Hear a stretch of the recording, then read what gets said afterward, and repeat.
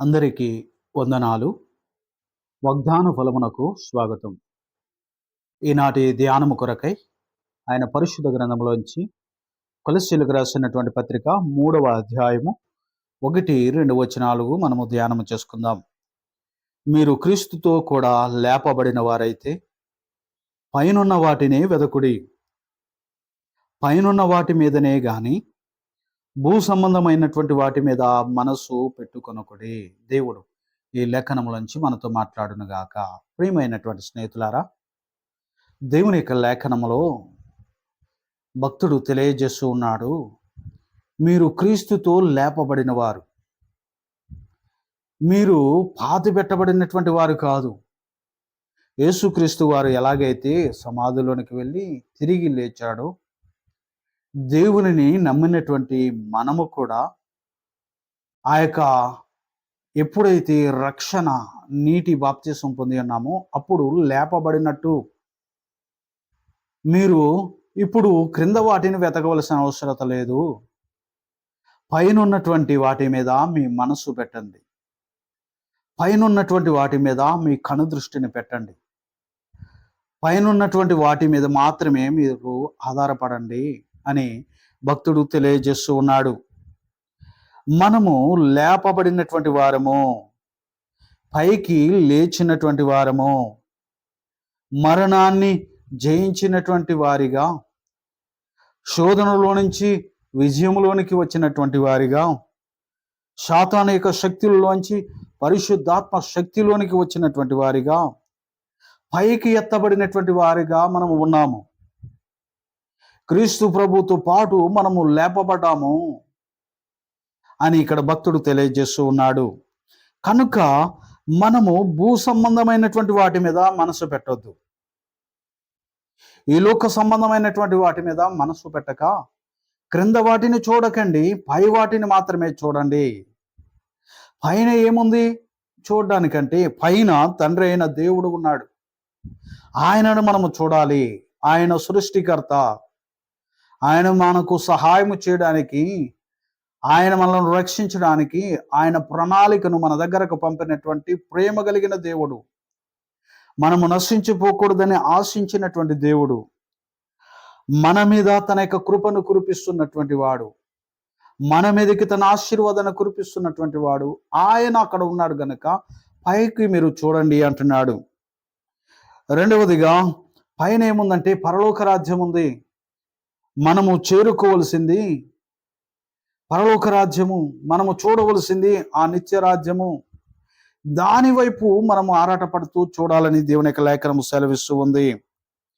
మన జీవితాల్లో మరి ఆ పరలోక రాజ్యాన్ని చూడడానికి మనకు దేవుడు సహాయము చేయాలని అడగాలి.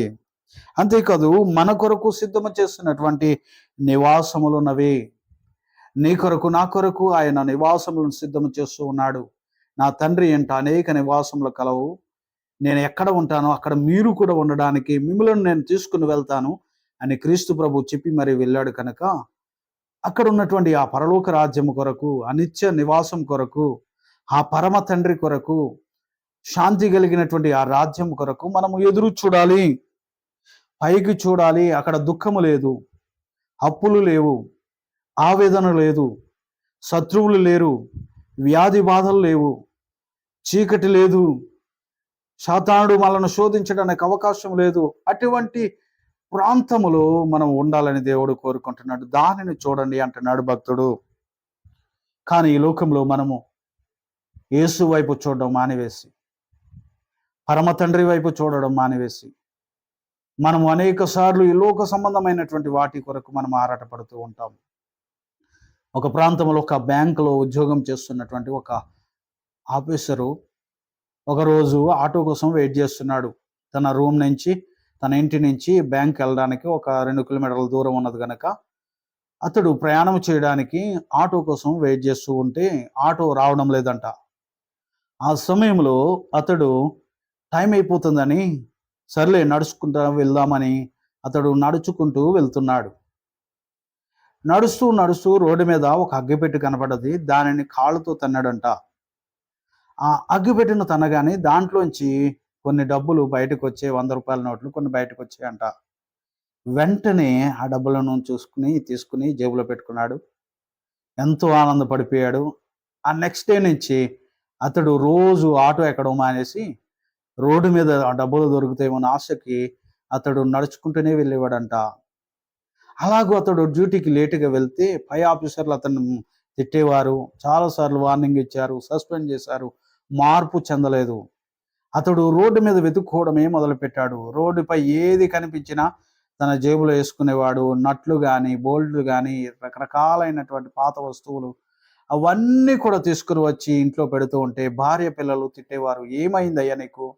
ఈ రోడ్డు పైన దొరికి పనికి రానటువంటి ఈ యొక్క చెత్తంతా తీసుకుని వచ్చి ఇంట్లో పెడుతున్నావని బాధపడుతూ ఉండేవారు. కొన్ని రోజుల తర్వాత అతనికి ఎంత చెప్పినా వినకుండా డ్యూటీకి ఆలస్యంగా వెళ్ళొచ్చిన కారణం చేత ఆ ఉద్యోగం నుంచి అతన్ని తీసివేశారు. తర్వాత ఆ రోడ్ల మీదే తిరుగుతూ ఇక పూర్తిగా ఏది దొరికితే అది తీసుకుని ఇంటికి రావడము, అలాగే మాసిపోయినటువంటి గెడ్డం, పెరిగిపోయినటువంటి గెడ్డం, ఒక పిచ్చివాళ్ళగా అయిపోయాడు. కొన్ని రోజులకు నిజంగానే పిచ్చివాడైపోయాడు. ఎవరు చెప్పినా వినేవాడు కాదు. సరయ్యా అన్నము తినేవాడు కాదు. సమయానికి నిద్రపోయేవాడు కాదు. ఆశ అంతా నాకు ఏదో దొరుకుతుంది రోడ్డు మీద అనుకుని అదే ఆశతో తన జీవితాన్ని పాడు చేసుకున్నాడు. ఉద్యోగాన్ని పాడు చేసుకున్నాడు. మంచి కుటుంబాన్ని పాడు చేసుకున్నాడు. దేవుడిచ్చిన ఆశీర్వాదాన్ని పాడు చేసుకుని వ్యర్థమైపోయాడు. ఒకరోజు అలాగే రోడ్డు మీద వెతుక్కుంటూ వెళ్తూ ఎదురుగా వస్తున్నటువంటి లారీని చూసుకోకుండా దారి మధ్యలోనికి వెళ్ళిపోతే అతని లారీ గుద్ది చనిపోయాడు. ప్రియమైనటువంటి దేవుని బిడ్డ, దేవుడు అతనిని ఎంతగా హెచ్చించాడు. ఆ ప్రాంతంలో ఎవరికి లేనంత మంచి ఉద్యోగాన్ని ఇచ్చాడు, మంచి అవకాశం ఇచ్చాడు, జ్ఞానం ఇచ్చాడు, రకరకాల ఆశీర్వాదాలు ఇచ్చాడు. కానీ అతడు దానిని నిలబెట్టుకోలేకపోయాడు, పాడు చేసుకున్నాడు. క్రిందకు చూడడం వల్ల వచ్చే నష్టం ఇది.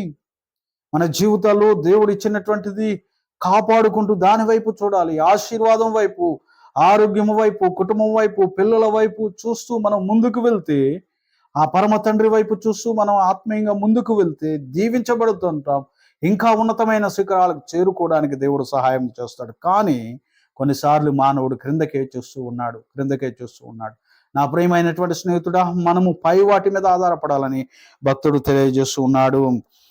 సామెతల గ్రంథంలో 23:5 దేవుని యొక్క లేఖనము సెలవిస్తుంది, ఒక వ్యక్తి కానీ దేని మీద అయినా ఆశపడి దానికోసమే ఆరాటపడుతూ ఉంటే, దేవుని మరిచిపోతే, తన బాధ్యతను మరిచిపోతే, ఇక్కడ వ్రాయబడి ఉంటుంది, నిశ్చయముగా అది రెక్కలు ధరించి ఎగిరిపోవును.